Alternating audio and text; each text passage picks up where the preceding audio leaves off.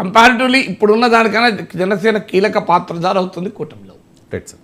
చంద్రబాబు ఢిల్లీకి వెళ్ళడాన్ని, ఈ పరిణామాన్ని ఒక్కొక్కరు ఒక్కొక్క రకంగా న్యూస్ పేపర్స్ ప్రచురించేశారు. ఒకటి, తెలుగుదేశం పార్టీతో పొత్తు కోరుకుంటోంది భారతీయ జనతా పార్టీ, దాని గురించే పిలిచారు, రండి మాట్లాడుకుందామని చెప్పి.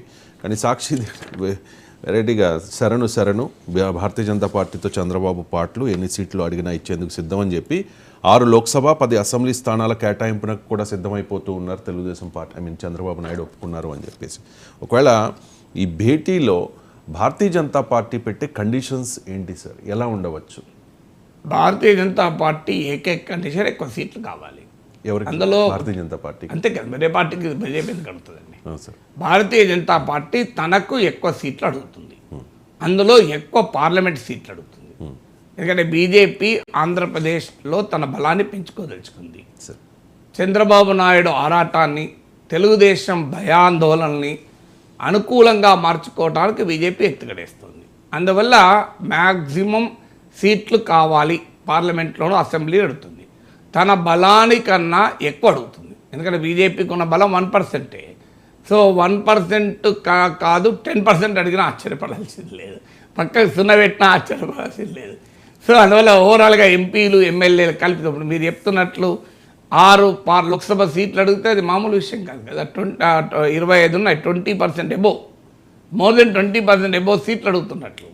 సో అందువల్ల నేను అందుకే 1% ఓటు ఉన్న పార్టీ 10% ఓటు సీట్లు అడుగుతున్నదంటే దాన్ని ఏమనాలి? సో దానికి సహజంగానే ప్రత్యర్థులు శరణే ఎట్లయినా పెడతారు కదా. లేదా 1% బలం ఉన్న పార్టీ 10% సీట్లు ఒకవేళ ఇస్తే, తెలుగుదేశం పార్టీ ఇస్తుందా లేదా తెలియదు మనకు, అంగీకరిస్తే మాత్రం డెఫినెట్గా అది శరణే అవుతుంది. ఇంకేమవుతుంది చెప్పండి నాకు? 1% బలం ఉన్న పార్టీకి 10% సీట్లు ఇస్తారా ఎవరన్నా? ఏదైనా ఒక పార్టీ 10 కాదు, ఇక్కడ 20% పార్లమెంట్ సీట్లు అయితే 6 అంటే 20%. సో అసలు 1% ఓటింగ్ ఉంటే పార్లమెంట్ సీట్లే ఇవ్వరు, అసెంబ్లీకి ఒక 3, 4, 5 మ్యాక్సిమం ఇస్తే ఆగిపోతుంది అక్కడ. ఇక్కడ కమ్యూనిస్టులకు 1% కన్నా ఎబో ఓటింగ్గా ఉంది. తెలంగాణలో కాంగ్రెస్ పార్టీ ఒక్క సీటుకు తప్ప ఇవ్వనన్నది కదా, ఒక్క సీటు ఇచ్చింది కదా. ఇప్పుడు పార్లమెంటుకు సిపిఐ అడుగుతోంది, కాంగ్రెస్ ఇస్తుందో చూడాలి కదా. ఒక్క సీటు 1% ఓటు, ఒకటి కన్నా ఎక్కువ పర్సెంటే ఉంటుంది. ఆంధ్రప్రదేశ్లో బీజేపీ బలంతో పోలిస్తే తెలంగాణ కమ్యూనిస్టుల బలం ఎక్కువే కదా, మరి కాంగ్రెస్ ఇవ్వలేదు కదా. అంటే అర్థం ఏంటి? అక్కడ క్లియర్గా బీజేపీ ఎక్కువ సీట్లు అడుగుతుంది. సో ఎందుకంటే బీజేపీ ఎన్నికల తర్వాత తెలుగుదేశం ఎంపీల మద్దతు పైన నమ్మకం పెట్టుకోదు. ఎందుకంటే చంద్రబాబు నాయుడు గతంలో అనేక సార్లు బీజేపీతో పోయి, కాంగ్రెస్తో పోయి, అటు ఇటు పోయి ఎన్నిసార్లు ఎన్ని యూటర్న్లు తీసుకున్నారో తెలుసు కదా. ఒకప్పుడు బీజేపీ కాంగ్రెస్ వ్యతిరేక రాజకీయ శిబిరాల్లో ఉంటూ అటు మారిన సందర్భాలు ఉన్నాయి కదా. సో అందువల్ల ఇప్పుడు 2019 ఎన్నికలకు ముందు సడన్గా రాహుల్ గాంధీ శిబిరంలో కనవలేదు చంద్రబాబు నాయుడు. కర్ణాటక ముఖ్యమంత్రి కుమారస్వామి ప్రమాణ స్వీకార ఫోటోలు తీసి చూడండి, విజువల్ ప్లే చేయండి, మనకు క్లియర్గా కనబడుతుంది.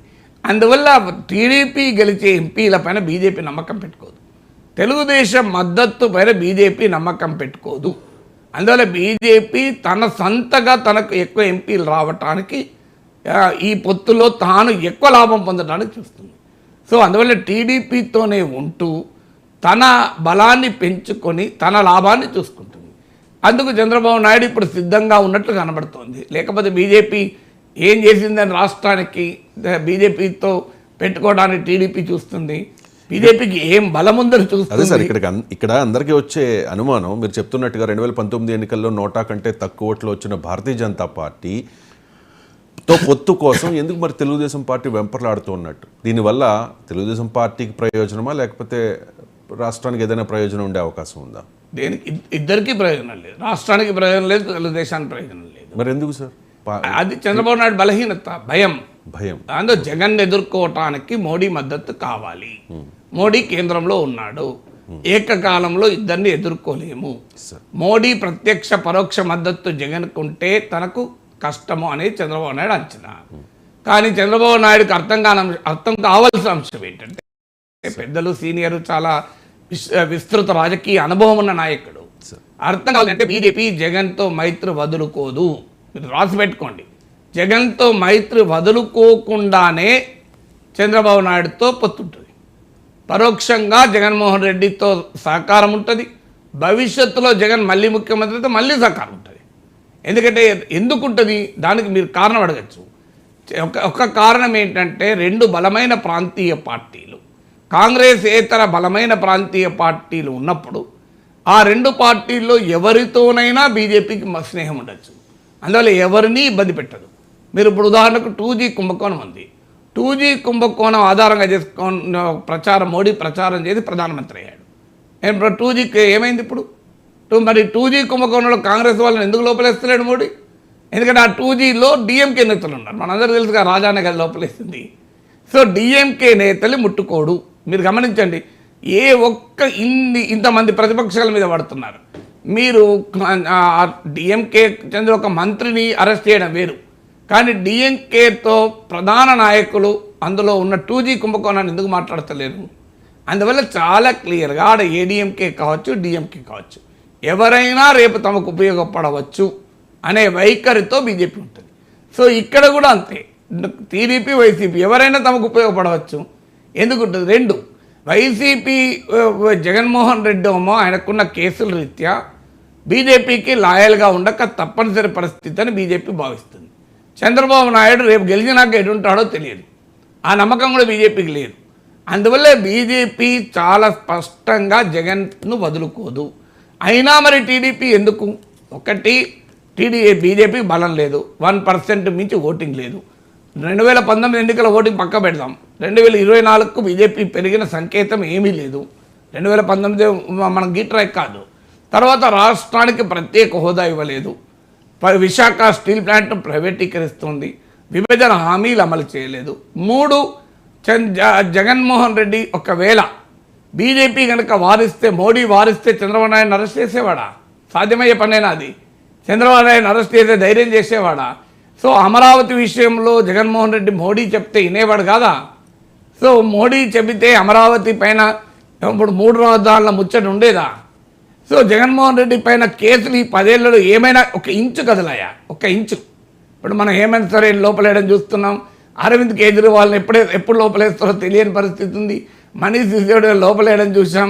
ఇన్ని జరుగుతున్న జగన్మోహన్ రెడ్డి పైన ఈ 10 ఏళ్ళలో కేసు 1 అడుగున్న 1 ఇంచన్న ముందుకు వచ్చిందా?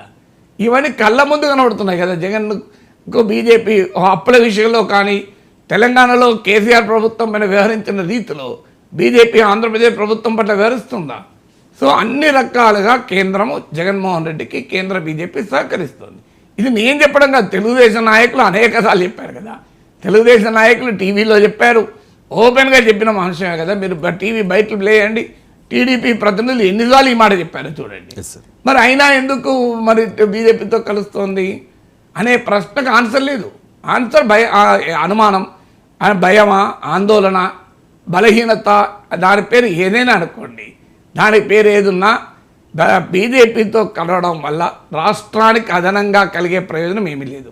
ఇవాళ అమిత్ షాను కలుస్తున్నాడు, మీతో పొత్తు మేము సిద్ధం, కానీ తక్షణం ప్రత్యేక హోదా ప్రకటించండి, స్టీల్ ప్లాంట్ ప్రైవేటీకరించమని చెప్పండి, నో పలానా అమరావతి నుంచి రాజధాని మార్చమని చెప్పండి, మీతో మేము పొత్తు సిద్ధమని చంద్రబాబు నాయుడు అనగలడా? పొరపాటును కూడా మరి దాన్ని బట్టి తెలిసిపోతుంది కదా.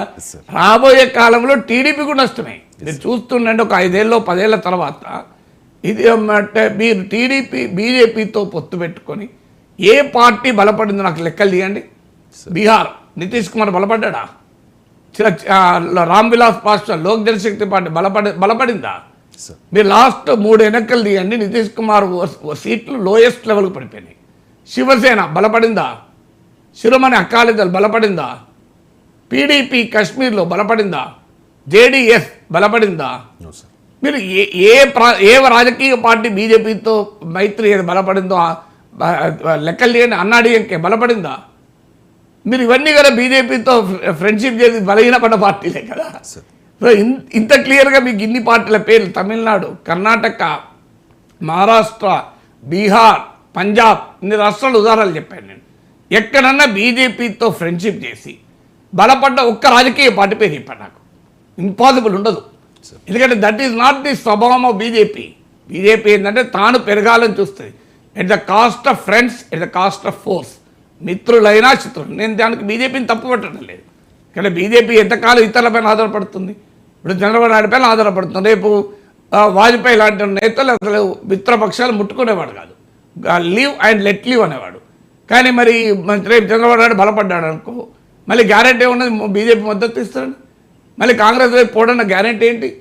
ఇది తెలిసిన బీజేపీ ఏం చేస్తుందంటే మిత్రులైనా ప్రత్యర్థులైనా అస్మదీయులైనా తస్మదీయులైనా ఎవరినైనా దెబ్బతీసి తాను పెరగాలని చూస్తుంది. ఒక రాజకీయ పార్టీగా అలా చేయడానికి నేనేం తప్పు పట్టను. That's the strategy of the party. మిత్రులుగా చేరుతున్న వాళ్ళు గుర్తించాలి తప్ప బీజేపీని తప్పట్లేం కదా. సో బీజేపీ తన పార్టీ తను పెరగాలని చూసుకుంటుంది.